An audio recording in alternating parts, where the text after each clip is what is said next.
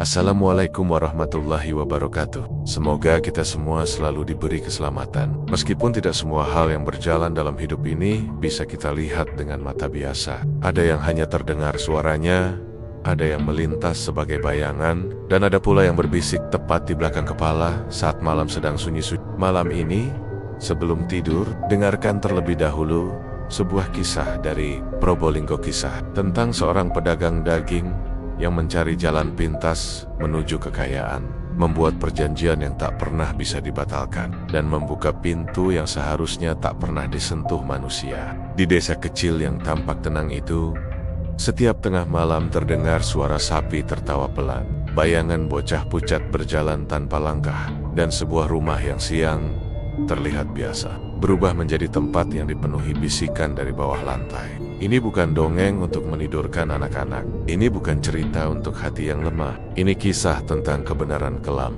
bahwa keserakahan bukan hanya mendatangkan rezeki, tapi juga memanggil sesuatu yang akan selalu menagih kembali. Dan ketika sesuatu itu datang menagih, tidak ada satupun manusia yang bisa menutup pintunya lagi. Selamat datang dalam kisah tumbal terakhir Darmaji. Semoga malam ini tidak ada suara yang memanggil namamu dari balik gelap. Pasar Leces masih tenggelam dalam gelap ketika Warto mendorong gerobaknya perlahan di jalan yang basah oleh embun malam. Udara dingin menggigit kulit dan bau tanah yang lembab bercampur dengan sisa bau darah dari kios-kios pemotong hewan yang baru saja selesai bekerja. Langkah Warto terasa berat, bukan karena dagangannya, tetapi karena pikiran yang semakin hari semakin menekan dadanya. Sudah 3 bulan penjualannya menurun. Pelanggan mulai beralih ke pedagang daging lain yang katanya lebih murah dan lebih segar. Warto hanya bisa tersenyum pahit setiap kali seorang pelanggan menawar harga dengan alasan, "Pak Sarmo di ujung sana lebih murah." Ia tahu benar daging Sarmo tidak lebih baik dari dagangannya, tapi rezeki kadang seperti angin, berubah arah tanpa alasan yang jelas. Ketika ia tiba di pasar, sebagian pedagang sudah membuka lapak. Lampu-lampu kuning temara menggantung di kayu-kayu yang hampir lapuk. Suara derik seng bercampur bau anyir khas daging. Warto meletakkan gerobaknya, menarik napas panjang, lalu mulai menata potongan daging sapi ke atas mejanya. Ia menata dengan hati-hati, meski hatinya sedang penuh beban. Beberapa pedagang menyapanya, tapi sapaan itu terdengar hambar, seolah mereka tahu Warto sedang berada di masa sulit. Bukan karena tidak peduli, tetapi karena pasar Leces adalah tempat di mana setiap orang sibuk menyelamatkan diri masing-masing. Di tengah suasana itu, ada sesuatu yang membuat Warto menoleh. Ia merasa seperti ada yang berbisik dari arah belakang kios. Bisikan itu pelan, hampir seperti suara angin, tapi terasa aneh. Bukan suara yang ia kenal. Warto menelan ludah dan mencoba mengabaikannya. Namun, setiap kali ia menunduk menata daging, bisikan itu kembali, makin jelas, seperti seseorang menyebut namanya dari dalam gelap. Waduh, ia bangkit dengan cepat dan memandang ke belakang. Tidak ada siapapun, hanya deretan kios kosong yang menunggu waktu subuh untuk hidup kembali. Ia mengusap wajahnya, mencoba mengusir rasa tidak enak di dada. Seorang pedagang tua, Pak Rojak, tiba-tiba muncul dari sela kios sambil mengunyah sirih. "Kowe kaya wong ketakutan, tuh," katanya sambil tertawa kecil. "Kayak ada yang manggil, Pak." Suaranya aneh. "Angin pagi itu kadang nakal," jawabnya santai. "Jangan dipikir aneh-aneh. Pasar ini memang tua, banyak cerita, tapi jarang orang yang benar-benar ingin tahu." Warto mencoba tersenyum. Ia tahu Pak Rojak menyimpan banyak cerita tentang pasar ini, mulai dari pedagang yang bangkrut tiba-tiba sampai cerita pedagang yang mendadak kaya tanpa sebab. Tapi Warto tidak pernah percaya pada hal-hal mistis. Baginya, hidup adalah soal usaha. Namun belakangan, usaha keras pun tak cukup menyelamatkan ekonominya. Ketika waktu merayap menuju subuh, satu persatu pelanggan mulai berdatangan, namun tetap saja lapak Warto sepi. Ia berdiri sambil memperbaiki posisi timbangan, berharap ada yang mampir. Tapi harapan itu seperti air yang mengalir dari antara jari, tidak pernah bisa digenggam. Sambil menunggu, Warto memperhatikan pedagang lain. Ada yang sudah kehabisan daging, ada yang diserbu pembeli. Ia tersenyum pahit ketika melihat salah satu pedagang muda, Tarman, dihampiri banyak pelanggan. Tarman bahkan melambaikan tangan ke arahnya dengan bangga, seolah ingin menunjukkan betapa larisnya ia hari itu. "Lekas habis daganganmu tuh?" Jawab Warto singkat, menahan getir. Jam menunjukkan pukul 5 lewat sedikit ketika langkah seseorang berhenti tepat di depan lapaknya. Warto mengangkat kepala. Seorang lelaki berusia sekitar 50 tahun berdiri sambil menopang tubuh pada sebuah tongkat kayu. Bajunya hitam pekat seperti tidak memantulkan cahaya. Wajahnya dipenuhi garis usia, tapi matanya seperti terlalu hidup, memancarkan sesuatu yang sulit dijelaskan. "Daganganmu tidak sebagus dulu," kata lelaki itu tanpa basa-basi. Warto terdiam, tersinggung, tapi juga penasaran. "Iya Pak, mungkin nasib sedang kurang baik." Lelaki itu tersenyum samar, senyum yang tidak sepenuhnya manusiawi. "Nasib bisa diubah, rezeki bisa dipanggil kalau tahu caranya." "Kulora paham Pak," jawab Warto gugup. "Kau akan paham kalau kau mau mendengar." Lelaki itu mendekat dan menurunkan suaranya. "Ada jalan untuk membuat daganganmu kembali ramai. Jalan yang sudah banyak digunakan pedagang sebelum kau." Warto menelan ludah. Ada sesuatu dalam nada bicara lelaki itu yang membuatnya sulit berpaling. "Jalan apa maksudnya?" "Datanglah ke pinggir hutan, dekat pantai Bentar malam ini. Di sana kau akan tahu jawabannya." Warto mundur setengah langkah. "Maaf Pak, saya tidak biasa urusan begitu." Lelaki itu hanya menatapnya lama, lalu berkata, "Kalau kau terus menolak, kau akan kehilangan semuanya. Daganganmu, keluargamu, hidupmu. Tidak ada yang bertahan di pasar ini tanpa bantuan." Henning, setelah itu, lelaki itu pergi begitu saja. Langkahnya berat, tapi pasti. Seolah tanah memberi jalan setiap kali tongkatnya menyentuh lantai. Warto berdiri mematung, merasakan sesuatu yang dingin merayap di tulang belakangnya. Ia tidak tahu siapa lelaki itu, tapi kata-katanya seperti masuk ke tempat paling dalam di hatinya, tempat di mana rasa putus asa mengakar kuat. Hari itu, dagangannya hanya terjual sedikit, dan setiap kali ia menghitung uang yang tidak seberapa, suara lelaki itu kembali menggema di kepalanya. Tidak ada yang bertahan di pasar ini tanpa bantuan. Malamnya, ketika Warto duduk di teras rumah menatap langit gelap, ia sadar bahwa hidupnya mungkin sedang berada di persimpangan yang tidak pernah ia bayangkan.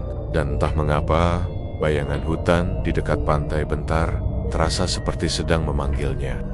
Angin dari arah pantai bertiup lebih dingin dari biasanya. Langit tampak berat, seperti menahan sesuatu yang ingin jatuh, tetapi tak pernah benar-benar turun. Warto duduk di tepi ranjang, mengamati istrinya yang sudah tertidur. Guratan kelelahan terlihat jelas di wajah perempuan itu, wajah yang semakin sering diliputi kekhawatiran. Mereka sudah beberapa kali membicarakan keadaan ekonomi keluarga, tapi pembicaraan itu selalu berakhir pada keheningan yang menyakitkan.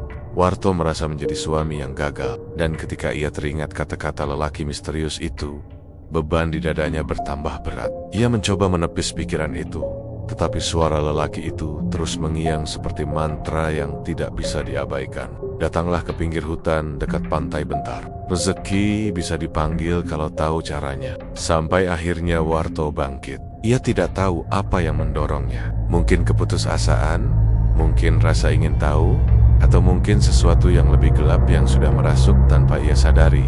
Ia mengambil jaket tuanya, berjalan keluar rumah dengan langkah perlahan agar tidak membangunkan siapapun.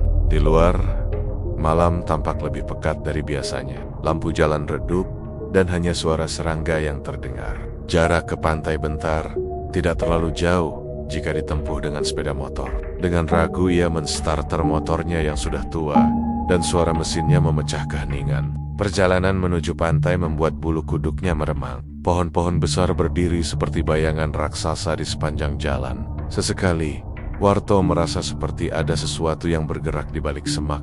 Tapi setiap kali ia menoleh, tidak ada apa-apa. Ketika ia tiba di perbatasan hutan yang menghadap ke pantai, suasana berubah sangat sunyi. Tidak ada angin, tidak ada suara debur ombak, hanya kesunyian yang aneh, seperti dunia berhenti bernafas. Di tengah gelap, Warto melihat sebuah cahaya kecil, seperti obor yang menyala pelan. Cahaya itu bergerak, seolah mengajaknya mendekat. Ia menelan ludah dan memutuskan mengikuti cahaya tersebut. Setelah beberapa langkah, dari balik pohon besar muncul sosok yang sudah ia temui di pasar.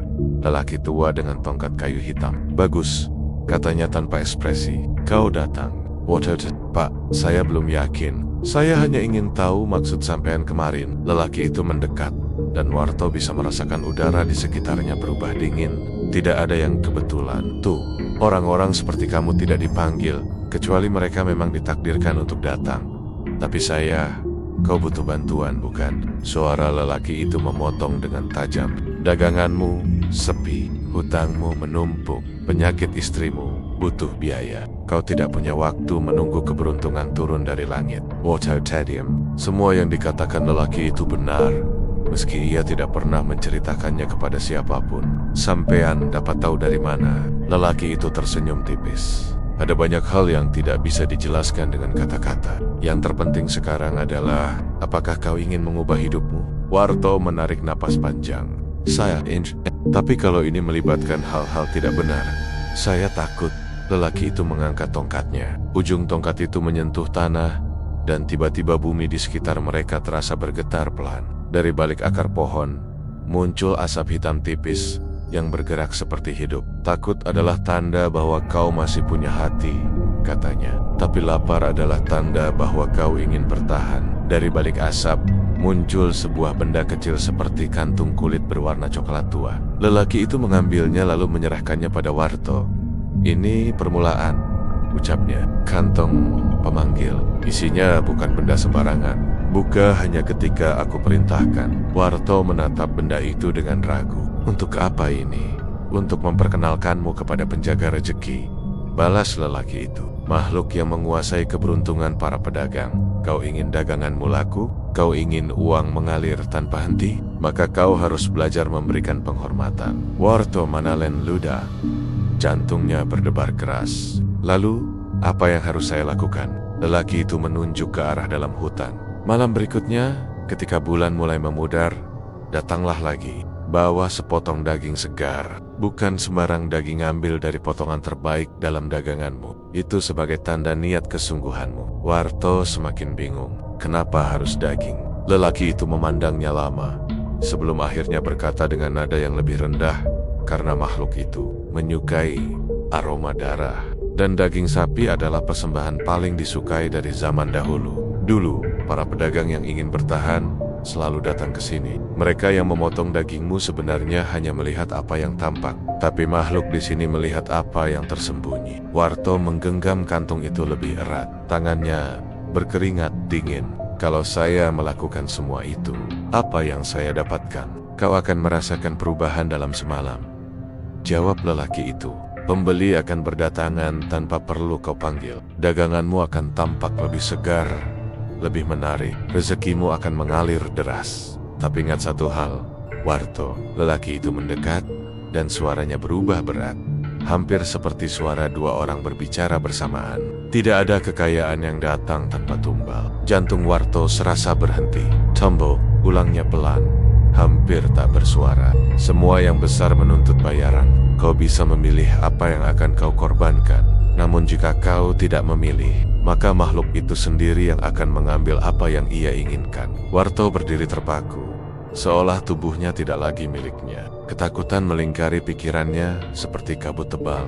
Namun di balik rasa takut itu, ada suara kecil dalam dirinya yang berkata bahwa kesempatan seperti ini tidak datang dua kali. Pikirkan baik-baik, kata lelaki itu sambil melangkah mundur. Tapi ingat, semakin lama kau menunda, semakin dalam kau akan tenggelam dalam kesulitan. Sebelum Warto sempat bertanya lebih lanjut, lelaki itu berjalan masuk ke dalam kegelapan hutan, meninggalkan jejak aroma tanah basah dan sesuatu yang tidak dapat Warto kenali, bau yang membuat perutnya berdenyut tidak nyaman. Sendirian di tengah hutan, Warto memegang kantong kecil itu erat-erat. Bulan yang setengah tertutup awan menyorotinya samar-samar. Dadanya terasa sesak, pikirannya kacau. Ia tidak tahu apakah ia baru saja membuat keputusan tepat atau justru membuka pintu menuju bencana yang tak bisa ditutup kembali. Namun satu hal pasti, malam itu adalah awal dari sesuatu yang jauh lebih gelap daripada sekadar nasib buruk di pasar. Dan ketika ia kembali menyalakan motor untuk pulang, Warto merasa seolah ada sesuatu yang mengikuti dari balik pepohonan, sesuatu yang menunggu ia kembali pada malam berikutnya. Anda bilang, Warto tidak lagi bisa tidur nyenyak. Kantong kecil berwarna coklat tua yang diberikan oleh lelaki tua bertongkat itu, kini ia sembunyikan di dasar lemari pakaian, terbungkus kain lusuh. Namun meski disembunyikan, keberadaannya seperti mengikuti setiap langkah Warto, seakan benda itu bernafas di dalam rumah. Setiap kali Warto lewat di dekat lemari, ia merasakan getaran halus entah dari benda itu atau dari pikirannya sendiri. Pagi harinya, saat ia bersiap pergi ke pasar, istrinya bertanya dengan suara serak, "Kamu nggak apa-apa? Matamu sembab." Warto tersenyum kaku. "Enggak, cuma kurang tidur." Istrinya menatapnya lama, tapi tidak bertanya lebih jauh. Kondisi ekonomi mereka memang sedang berat, dan keduanya tahu bahwa hal itu menyebabkan banyak malam tanpa tidur. Di pasar, suasana tetap sama. Pembeli hanya melintas tanpa menatap dagangannya. Beberapa pedagang tetangga menimbang daging sambil tertawa renyah, seolah hidup mereka tidak pernah tersentuh masalah. Sementara itu, dagangan Warto semakin mengering di tepi meja. Warnanya mulai kusam meski baru dipotong dini hari tadi. Ketika pasar mulai ramai, Warto merasa ada sesuatu yang berubah. Di antara kerumunan pembeli, ia melihat sesosok tubuh yang berdiri diam di kejauhan. Lelaki tua bertongkat itu. Ia tidak mendekat, tidak berbicara, hanya menatap Warto dengan tatapan yang membuat tubuhnya menggigil.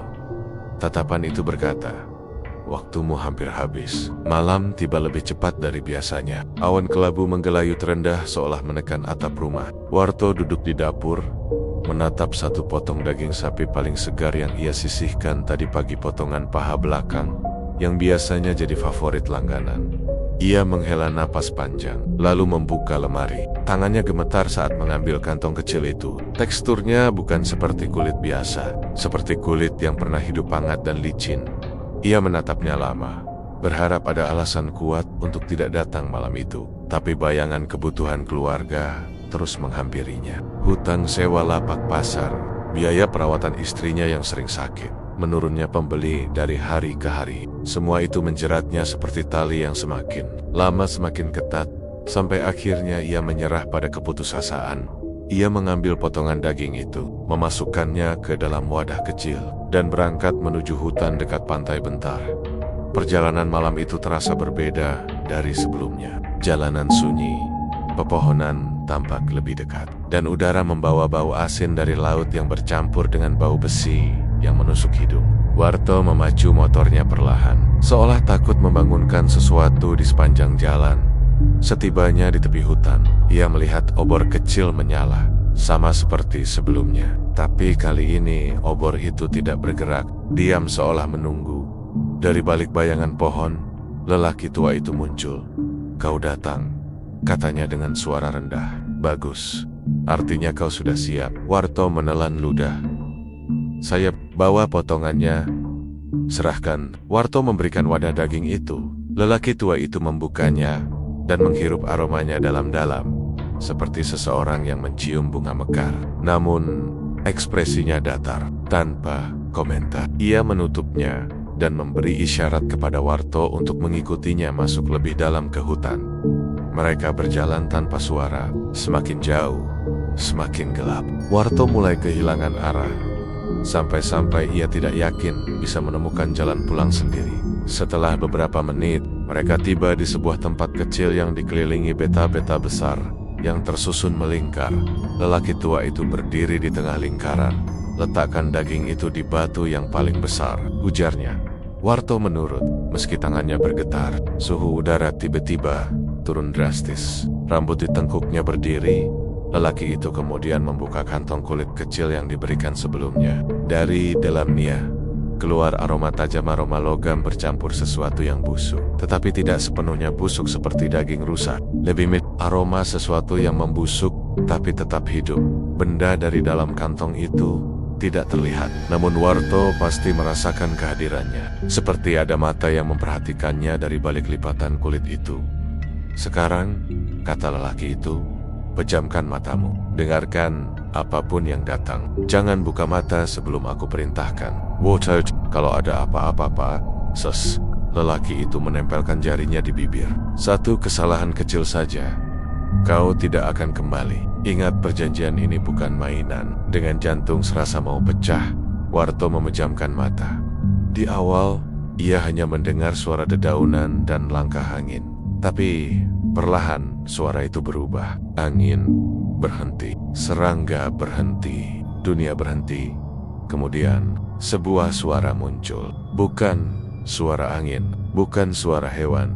Suara itu seperti napas panjang dari makhluk yang paru-parunya, bukan paru-paru manusia. Disusul suara menyeret seperti daging basah yang digesekkan ke tanah. Ia ingin membuka mata, tapi takut. Suara itu semakin dekat, semakin dekat. Lalu Warto merasakan sesuatu menyentuh kakinya. Dingin, licin, berat, seperti ular besar. Tetapi bukan ular. Sesuatu itu bergerak naik perlahan ke betisnya. Nafas Warto tercekat. Tanah di bawah kakinya bergetar halus. Dari kejauhan terdengar gemuruh pelan, seperti ratusan langkah kecil yang mendekat sekaligus. Suara lelaki tua itu terdengar samar di antara suara-suara itu. Terimalah dia dengan rasa rela. Dia sudah mencium persembahanmu. Warto ingin menangis, tetapi tubuhnya membeku. Suara menyeret dan napas panjang itu kini berada tepat di depannya. Ia bisa merasakan hembusan udara dingin dari sesuatu yang ukurannya sangat besar, lebih besar dari ukuran manusia manapun. Kemudian terdengar suara seperti daging dicabik. Suara kunyahan pelan. Daging persembahan itu sedang dimakan. Tiba-tiba sebuah suara menggelegar memenuhi pikirannya, meski tidak keluar sebagai suara nyata. Kau milikku. Sekarang, Warto terberanjat. Kakinya goyah. Suara itu terdengar dari dalam kepalanya, suara berat, rendah, dan berlapis-lapis seperti berasal dari banyak mulut sekaligus. Tapi sebelum ia bisa bereaksi, lelaki tua itu berkata, "Buka matamu." Ketika Warto membuka mata, makhluk itu sudah tidak ada. Hanya lingkaran batu dan daging yang tersisa setengah, seakan dimakan sesuatu yang tidak meninggalkan jejak. Namun, udara di sekelilingnya terasa lebih berat, lebih tebal, seolah hutan itu kini mengenalinya. "Ritual pertama selesai," kata lelaki tua itu. "Kau sudah masuk dalam lingkaran. Rezekimu akan datang. Tapi ingat, setiap pemberian ada bayaran. Setiap keajaiban ada akibat." Warto menatap lelaki tua itu dengan wajah pucat. "Apa yang memakan daging itu, Pak?" Lelaki itu tersenyum. Senyum yang membuat malam semakin dingin. Penjaga rezeki, makhluk yang tidak bisa kau lihat dengan mata biasa. Mulai malam ini, dia akan mengawasimu. Warto merasa dadanya menegang. Ia ingin mundur, ingin lari, ingin keluar dari hutan itu secepat mungkin. Tapi sesuatu dalam dirinya tahu, tidak ada jalan kembali. Dan di belakang mereka, di antara pepohonan gelap, terdengar napas panjang itu, lagi seolah makhluk itu belum pergi. Hanya menunggu tumbal berikutnya. Hutan alas Tlogo mulai diselimuti kabut tipis. Ketika Narto melangkah sendirian di antara rimbun pepohonan, suara-suara jangkrik beradu dengan desiran angin yang seperti membawa bisikan jauh, begitu jauh, namun terasa dekat, seolah memanggil namanya. Ia membawa sebungkus daging segar, segenggam bunga kenanga, dan sebuah kendi tanah liat yang sudah mengering di bibirnya. Semua itu adalah syarat persembahan yang diperintahkan. Sosok tak terlihat itu pada malam sebelumnya. Meski bulu kuduknya berdiri sejak melewati gerbang hutan, langkah Narto tak goyah. Ia sudah terlalu jauh untuk mundur. Keberuntungan yang ia rasakan seminggu terakhir ramai pembeli, dagingnya selalu tampak segar. Bahkan pelanggan dari luar kota mulai berdatangan membuatnya yakin bahwa pesugihan yang ia jalani adalah jalan pintas yang tepat. Ia hanya perlu memenuhi syarat lanjutan. Sesederhana itu, pikirnya. Namun semakin masuk ke tengah hutan, suara-suara lirih mulai terdengar jelas. Langkah-langkah kecil, seperti kuku binatang mengetuk tanah, mengikuti dari belakang. Narto menoleh, namun tidak ada apa-apa. Hanya bayangan pepohonan yang bergerak pelan, tenang. Cuma hewan liar, gumamnya. Meski suaranya tak meyakinkan bahkan bagi dirinya sendiri. Ia sampai di sebuah bukit kecil, di mana pohon besar menjulang dengan akar menjalar seperti tubuh raksasa yang sedang meringkuk. Pohon itu tampak tua, sangat tua, dengan rongga besar di tengah batangnya. Dialah yang dimaksud mereka sebagai tempat penyerahan sesaji. Pohon itu tampak seperti mulut yang sedang menganga lebar, menunggu diberi makan. Naruto menundukkan kepala sedikit. Aku sudah datang. Ini permintaanmu. Ia meletakkan bungkusan daging tepat di depan akar utama. Saat ia menaruh kendi tanah liat, tanah di sekitarnya tiba-tiba bergetar pelan. Seperti seseorang atau sesuatu menyentakkan kaki dari bawah. Naruto tersentak, lalu terdengar suara. Bukan bisikan kali ini. Suaranya berat, parau, dan seakan berasal dari dalam rongga pohon. Bagus, Naruto. Naruto terdiam membeku. Ia tidak berani menoleh. Meski suara itu seperti muncul tepat di belakang telinganya. Kau sudah merasakan manisnya kekayaan. Tapi kau tahu, semua itu harus dibayar. Naruto menelan ludah. Aku tahu, aku sudah bawa sesajinya. Seisigi it. Awalnya, kau pikir cukup dengan daging? Kau pikir cukup dengan bunga? Suara itu tertawa pelan, seperti suara napas tersangkut di dada. Tidak, Naruto. Harga kemakmuran tidak pernah semurah itu. Kabut di depan pohon mendadak menggumpal, membentuk siluet samar menyerupai sosok berbahu besar dengan dua tanduk panjang yang melengkung ke atas. Matanya merah padam seperti bara. Wujud itu tidak sepenuhnya jelas, seolah ia hanya bayangan yang tercetak dari dunia lain. Tetapi auranya dingin, berat, menekan terasa nyata, sesuai perjanjian. Kau harus memberi lebih, ucap sosok itu. Bukan hanya daging sapi. Naruto menghela napas keras. Ia mulai menyesal datang. Tetapi ketika mengingat warungnya yang kembali ramai, tabungannya yang mulai menumpuk, dan rasa bangga yang ia nikmati selama seminggu, pikirannya kembali goyah. Apa yang harus aku berikan? Tanyanya dengan suara pecah. Sosok itu maju sedikit. Tanah di bawahnya tidak membekas, seolah ia tidak benar-benar menginjak dunia manusia. Naruto mundur selangkah. Itu terlalu. Ada harga untuk setiap hajatmu. Suara itu menggelegar, membuat daun-daun di atasnya berguguran. Kau ingin kaya, kau ingin warungmu tidak pernah sepi, kau ingin pembeli terus datang padamu, maka kau harus mengganti nyawa mereka yang datang dengan nyawa lain. Begitulah keseimbangan. Naruto merasa dadanya sesak. Ia sadar pesugihan tak pernah benar-benar murah. Tapi ia tak menyangka permintaannya akan sejauh ini. Tidak mungkin. Aku tidak bisa membunuh orang. Bukan membunuh, jawab sosok itu. Kau hanya menyediakan tempat. Kami yang mengambil. Naruto semakin bingung. Apa maksudmu? Warungmu sudah terpilih menjadi pintu kami. Kau hanya perlu membiarkan mereka yang dipanggil datang sendiri. Sisanya, biar kami yang mengurus. Naruto merasakan hawa panas merayap dari kakinya hingga ke tengkuk. Penglihatannya tiba-tiba kabur sejenak, lalu kembali. Sosok itu menatap dengan mata merah menyala. Kau sudah menerima bagianmu, maka kau tidak bisa mundur lagi. Tapi, bagaimana jika aku tidak setuju? Suara Naruto semakin lirih. Sosok itu mendekat. Begitu dekat hingga Naruto bisa merasakan nafas panasnya, meski wajahnya tak begitu jelas. Jika kau menolak, keluargamu yang akan menjadi tumbal. Jantung Naruto berhenti berdetak. Ia memekik tanpa suara. Wajah istrinya, Sumira, dan kedua anaknya yang masih kecil terbayang di kepalanya.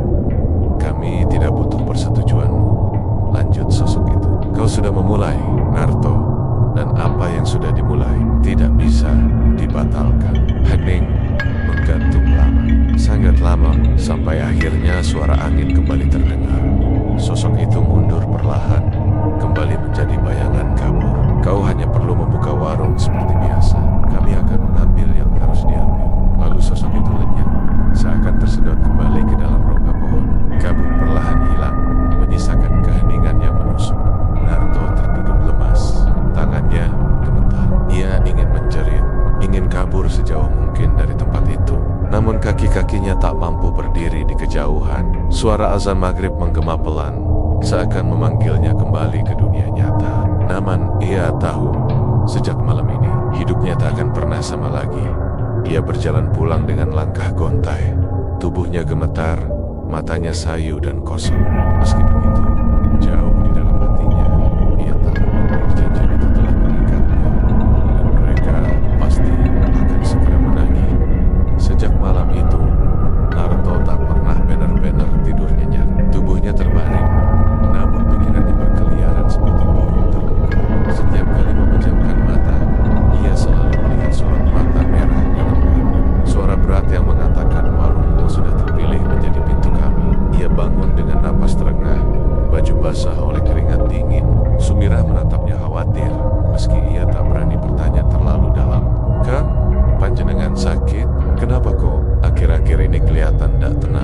Narto hanya tersenyum tipis, memaksakan dirinya terlihat kuat. Cuma kecapekan, Mir. Pembeli banyak sekali. Jawaban itu membuat Sumirah mengangguk, meski kerutan di dahinya tak menghilang. Hari itu, warung daging sapi Narto kembali penuh. Sejak subuh, pembeli sudah antre di depan warung. Ada ibu-ibu membawa keranjang belanja. Ada pedagang kecil Eda anak muda. Bahkan beberapa wajah asing yang biasanya tak pernah mampir.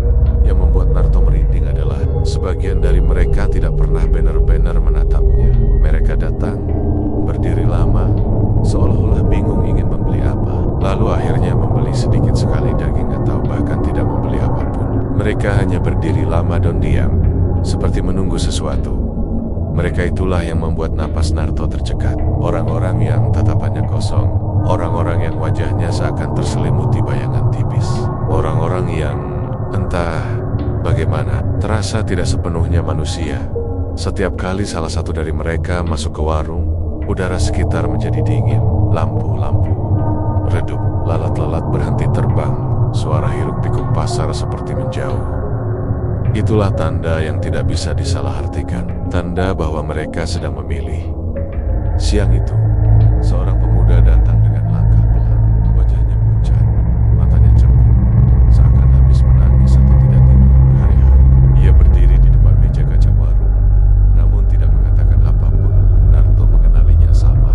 Pemuda itu bernama Didik, anak tukang ojek yang sering mangkal dekat terminal. Orangnya ramah dan sopan. Tapi hari ini, ia terlihat berbeda, sangat berbeda.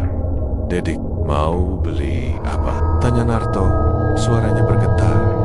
Pemuda itu tidak menjawab. Matanya menatap daging di meja, namun kosong seperti melihat sesuatu jauh di baliknya. Narto merasakan tengkuknya dingin. Ia tahu, dengan ketakutan yang semakin merayap dari ulu hati, Didik adalah orang yang dipanggil. Tiba-tiba lampu di atas meja bergetar.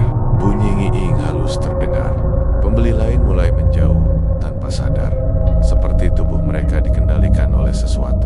Bahkan Sumirah yang sedang menimbang daging untuk pelanggan mendadak berhenti, menatap kosong seolah waktu membeku sesaat. Hanya Narto yang masih bisa bergerak, hanya dia yang benar-benar sadar. Dan ia tidak bisa lari. Didik membuka mulutnya perlahan. Suara yang keluar bukan suaranya. Suaranya berat, serak, seperti suara dari perut bumi. "Aku lapar." Jantung Narto serasa berhenti. Itu bukan Didik. Itu suara mereka. Sosok yang memanggilnya di hutan. Sosok yang menagih. "Dik, pelanglah, warungku lagi penuh." Narto memohon lirih. Namun pemuda itu justru melangkah masuk semakin dekat. "Lapar. Aku lapar, Narto. Kau sudah berjanji." Akar ketakutan merayap di kaki Narto. Ia mundur hingga punggungnya menabrak kulkas penyimpanan daging. Lalu sesuatu terjadi. Didik tiba-tiba menengadah. Tubuhnya kaku. Mulutnya terbuka lebih lebar dari seharusnya. Darah kecil mengucur dari sudut bibirnya. Di belakangnya, bayangan hitam muncul di lantai. Seperti sosok besar dengan tanduk melengkung yang bentuknya sangat ia kenal. Bayangan itu tidak memiliki tubuh fisik, namun gelapnya menelan cahaya di sekitarnya. Pembeli lain menatap tanpa ekspresi, seolah dalam hipnosis. Mereka menjadi saksi tanpa menyadarinya. Narto ingin berteriak, ingin memecahkan keadaan, namun tenggorokannya terkunci. Bayangan itu mengangkat tangan panjangnya yang seperti cakar. Ia meraih pundak Didik dan menarik sesuatu dari tubuh pemuda itu. Bukan darah, bukan daging, bukan fisik. Yang ditarik adalah bayangan kehidupan, semacam kabut putih keperakan yang berkelip melan, seperti nyala lilin yang hampir padam. Didik jatuh tersungkur, tubuhnya limbung, namun tidak mati. Ia hanya pingsan, napasnya tersisa tipis, seperti ditiup angin. Bayangan itu memelintir kabut keperakan itu, lalu lenyap bersama cahaya yang meredup. Lampu kembali menyala normal, suara pasar kembali terdengar. Pembeli lain bergerak seperti biasa, seakan tidak menyadari apa yang baru saja terjadi. Sumirah menatap Didik yang pingsan. "Astagfirullah. Mas, pemudanya pingsan. Bantuin angkat ke kursi." Narto tidak bergerak. Ia masih gemetar. Seorang babek-bopak membantu mengangkat Didik. "Kasihan sekali. Mungkin belum makan ya Pak Narto?" katanya sambil tersenyum ramah. Narto hanya mengangguk. Wajahnya pucat seperti kain kafan.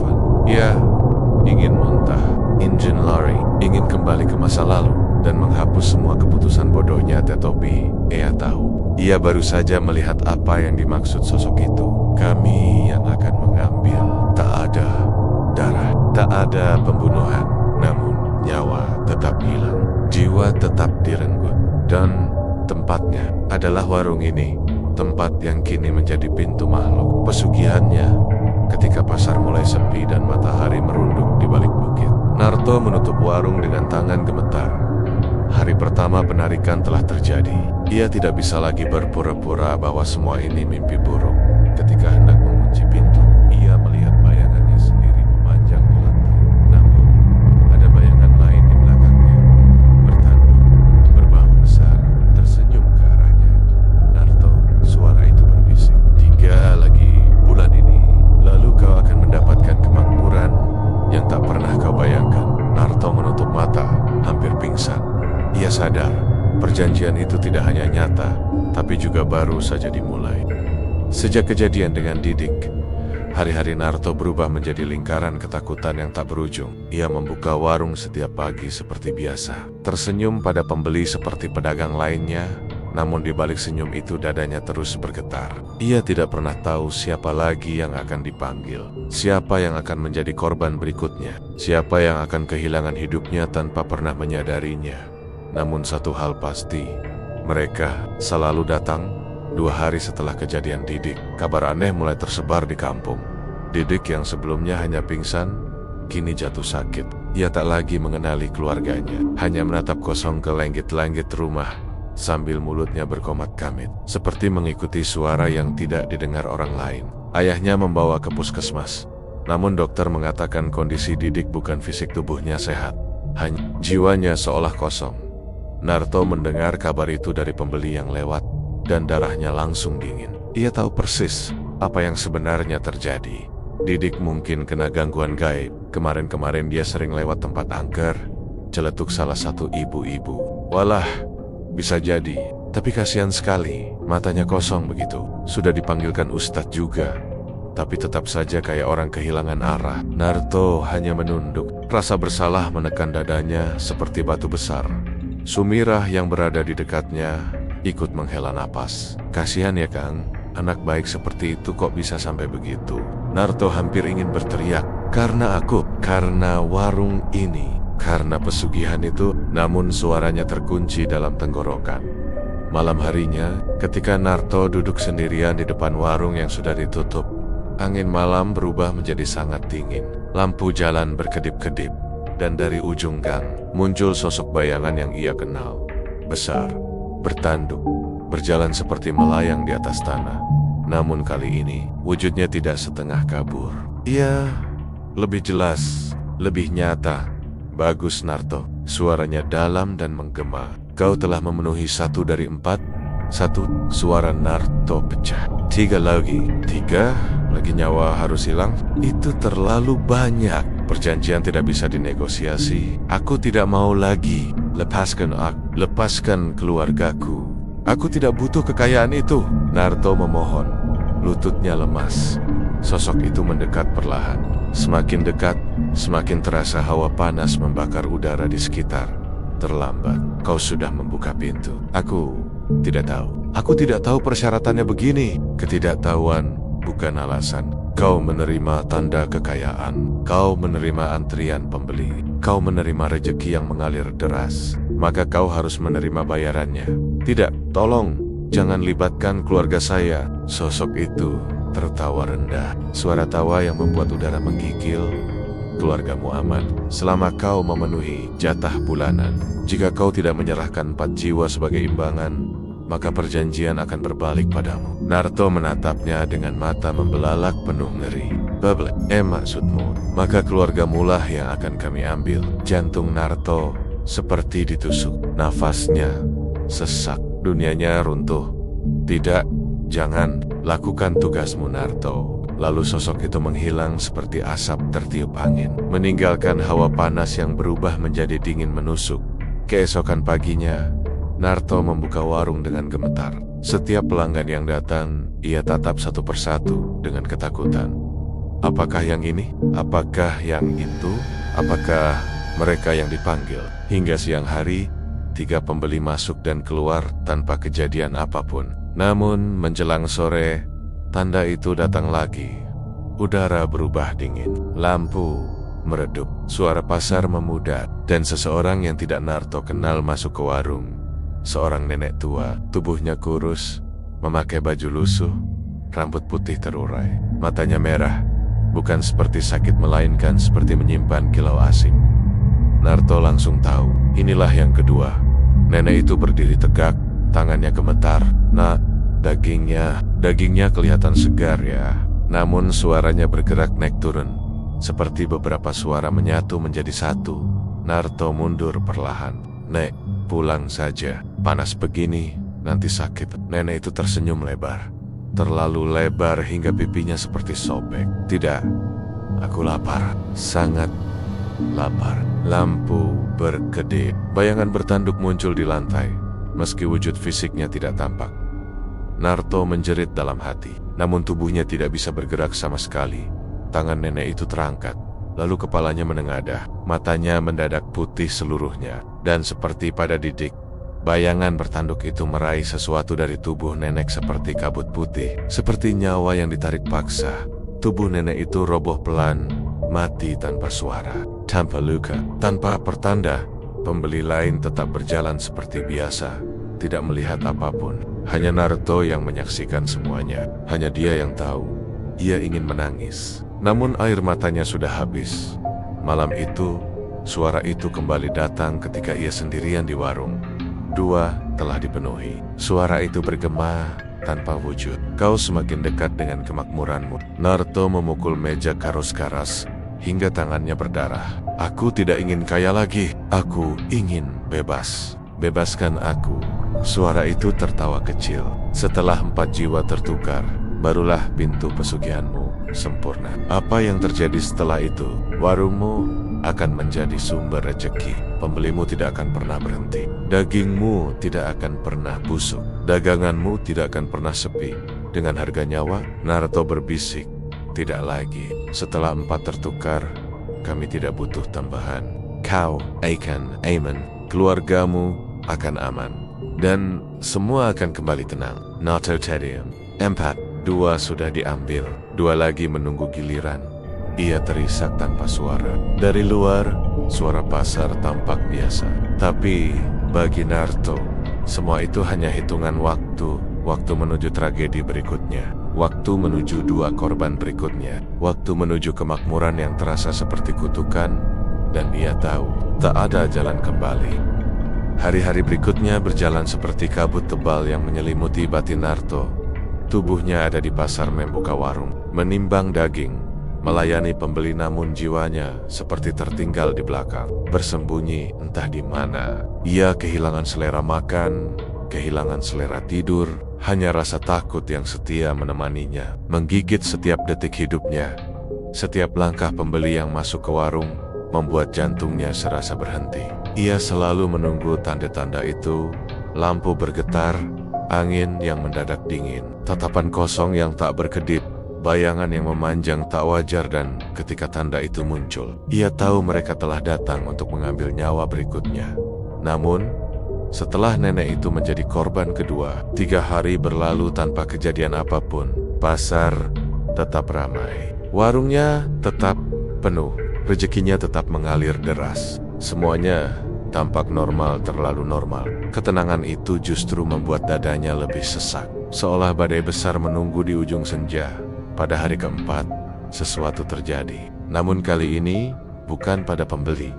Pagi itu, Sumirah ikut membantu di warung karena pegawai mereka izin. Ia tersenyum ramah, menyapa pembeli, menyusun daging di tampah, dan sesekali menegur Narto yang tampak pucat. Kang, sampean itu nggak apa-apa? Kok dari tadi pucat terus? Sakit? Tidak, Mir. Cuma kurang tidur. Sumirah tersenyum, merapikan jilbabnya. Kalau capek jangan dipaksa. Aku bantu sampai siang ya. Kalimat sederhana itu membuat jantung Narto mencelos. Ia ingin berteriak, jangan di sini, pergi dari warung ini sekarang, bahaya. Namun sebelum ia sempat bicara, tanda itu muncul. Angin yang tadinya hangat berubah sangat dingin. Begitu dingin, hingga napas terlihat. Lampu di warung berkedip 2 kali. Lalat-lalat jatuh ke lantai. Dan suara di telinganya berbisik. 3. Tidak. Bukan Sumira. Tidak mungkin. Tidak boleh. Narto langsung menoleh ke istrinya. Sumira sedang menata daging. Wajahnya cerah seperti biasa. Tidak ada tanda-tanda aneh pada dirinya. Tidak ada mata merah. Tidak ada bayangan gelap yang membuntuti. Tapi bayangan bertanduk itu muncul di pojok warung. Dari tempat yang hanya bisa dilihat Narto, suaranya serak, panjang, seperti dari kedalaman tanah. Korban ketiga sudah datang. Narto langsung berdiri di depan Sumirah. Tubuhnya gemetar. Jangan ambil istriku. Ambil aku saja. Pembeli melihatnya dengan dahi berkerut. Menyangka Narto sedang marah pada seseorang yang tidak mereka lihat.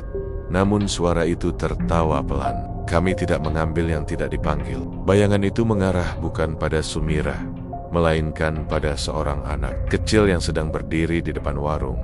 Seorang bocah laki-laki, umur sekitar 7 tahun, tubuhnya kurus, memakai kaos bergambar kartun, celananya sobek lutut. Ia berdiri memegang uang 2.000 rupiah. Om, beli 1.000 ya. Bawa tadi, katanya pelan. Tidak ada yang aneh, tidak ada tanda apapun pada bocah itu. Namun bayangan bertanduk itu menyelimuti tubuh si bocah. Dan saat itu Narto tahu, dialah korban ketiga. Tidak, anak kecil? Tidak mungkin. Narto langsung berlutut, memegang bahu bocah itu sambil gemetar.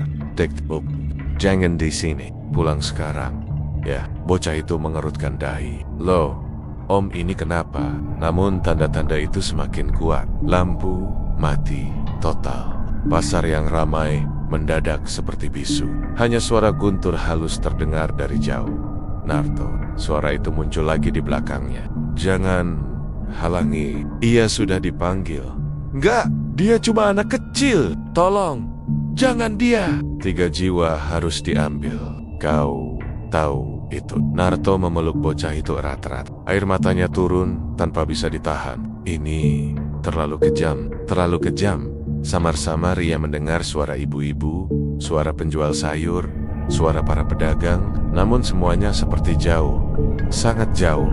Tiba-tiba, tubuh bocah itu mulai lemas. Matanya terbuka lebar, namun bola matanya naik ke atas, putih seluruhnya. Ia menggigil, kecil, rapuh, tak berdaya. Enggege, dengan Om, bisiknya. Bayangan bertanduk itu mengulurkan tangan, mencengkeram udara, dan kabut jiwa itu mulai terangkat perlahan dari tubuh bocah. Narto menjerit sekencang-kencangnya. Cedak, seketika bayangan itu berhenti. Tangan hitamnya menahan kabut putih itu agar tidak sepenuhnya tercabut. Suaranya berubah garang. Kau menghalangi perjanjian? Narto menahan tubuh bocah itu sambil menangis. Aku bersedia, ambil aku saja. Aku, bukan dia. Diam, semua hening. Lalu bayangan itu perlahan menarik kembali tangannya. Kabut putih itu kembali masuk ke tubuh bocah. Matanya kembali normal. Ia jatuh pingsan, namun hidup pesugihan itu. Untuk pertama kalinya mengubah pilihannya. Bayangan besar itu mendekat ke wajah Narto, sangat dekat, hingga nafasnya terasa panas seperti bara. Kau berani melawan perjanjian, Narto? Aku memohon. Jangan, anak kecil itu. Bayangan itu terdiam sejenak, lalu berkata lirih. Baik, bukan dia. Narto terisak lega, namun hanya sebentar. Bayangan itu melanjutkan. Jika kau melindungi seseorang dari panggilan kami, maka gantinya harus orang yang dekat denganmu. Jantung Narto berhenti sedetik. Apa maksudmu? Bayangan itu tersenyum mengerikan. Kami ambil yang lebih dekat, yang lebih mudah, yang sudah berada di dalam warungmu sejak pagi. Narto menoleh perlahan, sangat perlahan, ke arah Sumirah, dan wajah istrinya mendadak pucat. Matanya kosong, tangannya gemetar. Tubuhnya kaku seolah ada sesuatu yang baru saja masuk ke dalam dirinya. Narto menjerit, tapi terlambat. Sosok bertanduk itu menembus tubuh Sumirah. Tangannya meraih kabut putih dari dada istrinya. Kali ini lebih cepat, lebih keras, dan semua terjadi hanya dalam hitungan detik. Sumirah jatuh terkulai. Napasnya tipis. Tubuhnya dingin. Matanya terbuka. Namun jiwanya seperti tersesat entah di mana. Korban ketiga adalah istrinya sendiri. Narto berlutut di samping tubuhnya, menampar pipinya pelan. Mir bangun. Sumira.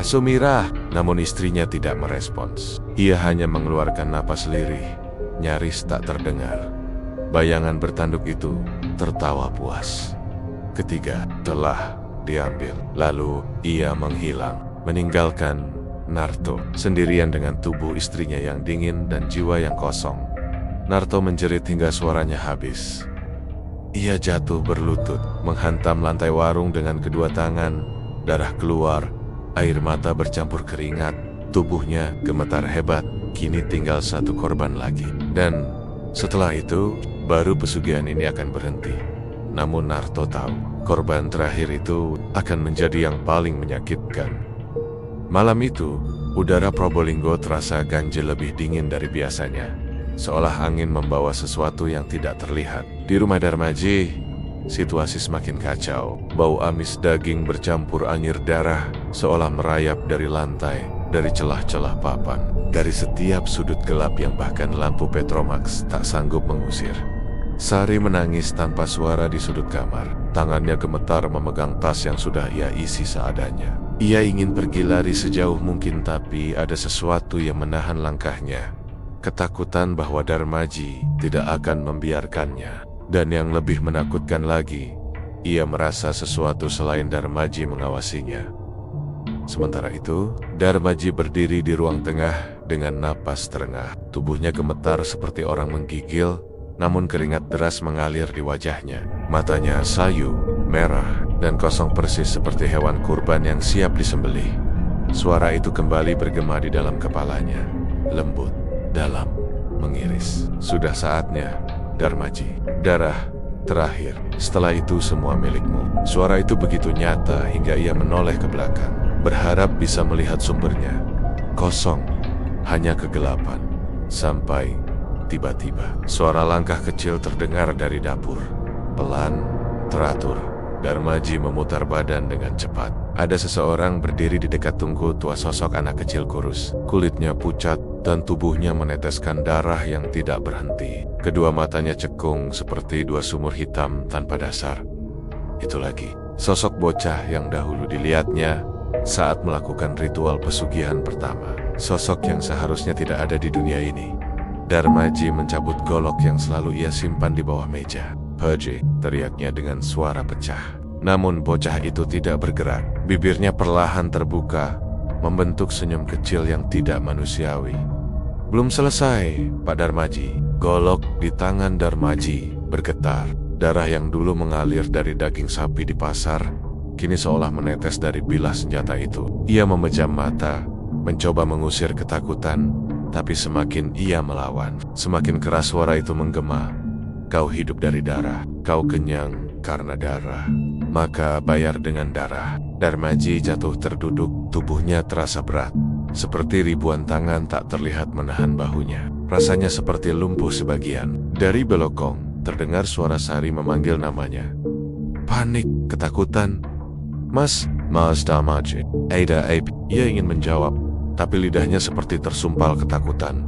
Sari mendekat dengan hati-hati. Namun semakin dekat ia melangkah, semakin kuat aura dingin yang merambati tubuhnya. Saat ia sampai di ruang tengah, ia terhenti. Matanya membesar, suaranya tercekat. Dari arah dapur, bocah pucat itu melirik Sari.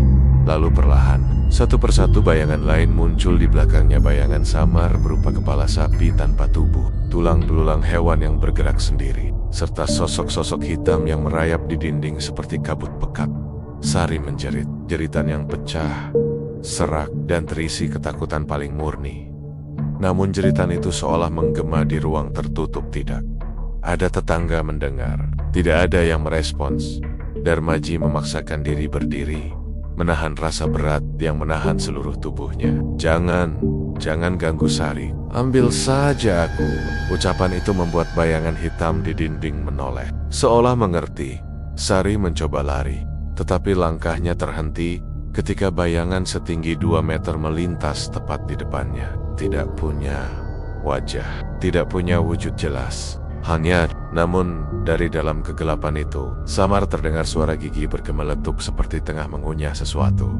Darmaji mengangkat golok tinggi-tinggi, namun bukan untuk menyerang, melainkan untuk mengakhiri semuanya dirinya sendiri. Jika ia mati, ia berharap semua kutukan akan berhenti. Namun sebelum golok itu menghantam lehernya, tangan lain dingin, seperti tangan mayat menahan bilahnya. Tangannya bocah itu belum boleh mati, Pak. Bayarannya belum cukup. Darmaji menjerit dan mendorong bocah itu dengan sekuat tenaga. Golok terlepas, terjatuh, dan sesuatu yang lebih buruk terjadi. Dari lantai, dari retakan tanah, dari bawah rumah, muncul suara gaduh seperti ratusan kuku main kokar-kakar papan kayu. Kemudian asap hitam keluar perlahan dari celah-celah itu, membentuk tenggon-tenggon kecil yang bergerak cepat seperti mencari korban. Sari mundur hingga punggungnya menempel dinding. Darmaji memeluknya, mencoba melindungi, meski tubuhnya sendiri nyaris roboh. Maaf, Sari, semua ini salahku. Air mata Sari jatuh. Kenapa, Mas? Kenapa kau lakukan ini? Darmaji tidak sempat menjawab. Suara itu datang lagi. Lebih dekat. Bayarannya adalah orang terdekat. Begitu janji pertama. Ingat, Darmaji? Sorry, Membeku. Darahnya seolah berhenti mengalir. Darmaji menutup wajahnya dengan kedua tangan. Tubuhnya menggigil hebat. Ia akhirnya ingat janji yang ia buat di awal pesugihan. Yang paling kau cintai suatu hari akan menjadi tumbal. Malam itu menjadi malam paling panjang dalam hidup Darmaji. Malam yang akan mengubah segalanya. Malam di mana pesugihan menunjukkan wajah aslinya, wajah yang haus darah dan tak pernah berhenti menagih. Dan di luar rumah, seekor sapi hitam dengan mata merah menyala berdiri di pinggir jalan tanah, menatap rumah Darmaji tanpa berkedip, seolah menunggu saatnya. Malam terus menua dengan pelan. Namun kegelapan seakan semakin pekat, menahan setiap hembusan angin agar tak berani lewat di depan rumah Darmaji. Sunyi terasa seperti tirai tebal yang menutup seluruh desa. Hanya satu rumah itu yang dipenuhi suara jeritan, desahan, bisikan, dan langkah-langkah kecil yang tidak berasal dari manusia. Di ruang tengah, Darmaji dan Sari masih saling berpelukan.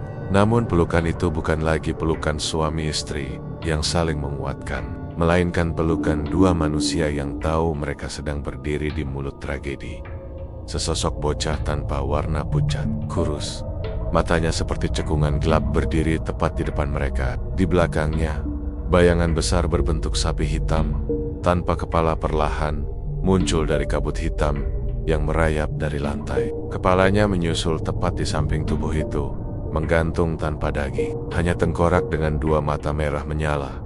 Sari memejamkan mata, berusaha tidak melihat. Tapi bau amis bercampur bau tanah kuburan memaksa setiap inderanya tetap sadar. Tangannya menggenggam baju Darmaji. Erat sekali, Mas. Aku takut. Suara Sari lirih, hampir tidak keluar. Darmaji menunduk, air matanya jatuh. Aku menyesal, Sari. Seandainya aku bisa memutar waktu. Suara itu datang lagi. Bukan seperti suara laki-laki atau perempuan. Lebih mirip gema dari perut bumi yang berisi ribuan jerit kesakitan. Janji tidak bisa dibatalkan, hanya bisa dibayar. Kabut hitam semakin tebal, membentuk lingkaran di sekeliling mereka berdua. Mereka seperti terjebak di sebuah ruangan lain, ruang yang tidak lagi berada di dunia manusia. Bocah itu melangkah maju. Satu langkah, lantai bergetar seperti ada sesuatu yang merangkak. Di bawahnya, dua langkah, dinding mengeluarkan bunyi retak, seolah rumah itu menangis pilu. Tiga langkah, bayangan seperti tangan-tangan kecil muncul dari lantai. Meraihnya, mencengkeram pergelangan kaki Darmaji. Darmaji langsung meronta. Tetapi cengkeraman itu kuat, dingin, dan bergerak seperti makhluk hidup. Sorry, Larry, teriaknya. Namun Sari tidak bisa bergerak. Ketakutan membuat lututnya lemas, dan bayangan lain telah merambat ke telapak kakinya. Sesuatu menahan tubuhnya agar tetap di tempat. Bocah itu berhenti tepat 1 meter di depan mereka. Matanya yang cekung berkedip sekali, lambat, lalu bibirnya membuka. Tumbal, kami menagih tumbal. Sari menangis keras. Ambil aku saja. Jangan ambil Mas Darmaji. Semua ini bukan salahku.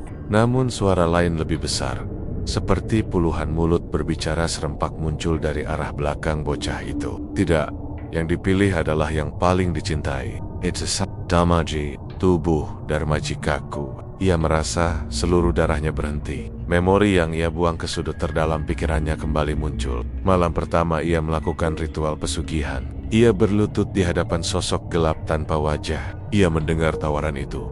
Kekayaan, kelancaran dagangan, pelanggan yang tak pernah sepi. Namun, ada satu syarat. Satu yang ia anggap mustahil akan ditagih. Saat waktunya tiba, yang paling kau cintai menjadi tumbal. Darmaji menunduk dalam-dalam, terhiris, tersayat oleh penyesalan yang tak mungkin diperbaiki. Ia menggenggam tangan Sari, menekan erat Sari. Aku minta maaf, aku tidak bermaksud. Sari menggeleng sambil menangis. Kenapa, Mat? Kenapa? Tega. Bocah itu berhenti menatap mereka sejenak, lalu memiringkan kepala seperti sedang mendengar sesuatu yang tidak terdengar oleh manusia. Setelah itu ia mengangkat tangan kecilnya dan menunjuk langsung ke arah Sari. Waktunya. Bayangan hitam melompat dari lantai seperti hewan lapar. Sari menjerit. Tubuhnya tertarik ke belakang oleh kekuatan tak terlihat. Darmaji mencoba menariknya, melawan, berteriak seperti orang kesetanan. Jangan ambil dia. Aku yang salah. Aku yang harusnya jadi tumbal. Ambil aku. Jeritannya menggema, tapi suara lain mengalahkan semuanya. Tumbal tidak bisa diganti. Janji tidak bisa ditarik. Dalam sekejap, tubuh Sari ditarik begitu cepat, hingga tangannya terlepas dari genggaman Darmaji. Ia seperti tersedot ke dalam kabut hitam yang menutup seluruh ruangan. Jeritan terakhir Sari terdengar panjang, menusuk, sebelum tiba-tiba hilang. Hening seketika. Rumah tiba-tiba sunyi. Bayangan menghilang. Kabut perlahan surut. Darmaji terduduk, memukul-mukul lantai sambil berteriak. Sorry. Tangisannya pecah, kasar, penuh rasa kehilangan dan putus asa. Tidak ada jawaban. Rumah itu kembali seperti semula, tetapi terasa kosong, terlalu kosong. Bocah pucat itu menatap Darmaji lama sekali, lalu berkata dengan suara pelan, namun menusuk tulang. Selesai sudah. Sekarang, kau tinggal menerima bagianmu. Bagian. Darmaji mendongak, matanya merah, kacau. Bocah itu menunduk sedikit, seperti memberi hormat gelap. Kau akan hidup, tetapi tidak akan mati. Meski kau ingin mati, kekayaanmu datang dari darah, maka hidupmu akan menjadi bayangan, menunggu giliran. Bocah itu kemudian lenyap. Kabut ikut lenyap, namun satu makhluk terakhir tetap berdiri di pintu sapi hitam mata merah. Tubuhnya 2 kali lebih besar dari sapi normal. Sapi itu menatap Darmaji tanpa berkedip. Lalu terdengar suara napas berat, seperti sapi itu sedang tertawa. Dalam waktu sekejap, makhluk itu ikut menghilang saat fajar menyingsing. Darmaji ditemukan oleh warga di halaman rumahnya. Ia duduk sendirian, wajah kusut, rambut berantakan, dan matanya kosong. Tidak ada Sari dimanapun, tidak ada jejak perlawanan, hanya noda tanah yang gelap di lantai rumah. Ketika warga bertanya di mana Sari, Darmaji hanya menjawab dengan suara datar. Dia sudah dibayar. Sejak hari itu, Darmaji menjadi seperti mayat hidup. Ia tidak lagi pergi ke pasar, tidak bicara dengan siapapun, hanya duduk di depan rumah sambil memandang jalan kosong. Beberapa warga bersumpah melihat bayangan sapi hitam berdiri di dekat halaman rumahnya setiap malam, dan sebagian lain mengatakan melihat sosok Sari berjalan di pinggir jalan, namun ketika didekati, menghilang. Kisah Darmaji berakhir bukan dengan kematian, tapi dengan kehidupan yang jauh lebih buruk. Hidup sebagai saksi keserakahannya sendiri, hidup sebagai manusia yang kehilangan segalanya, karena pesugihan selalu menagih balik dengan cara yang paling kejam. Mengambil orang yang paling dicintai.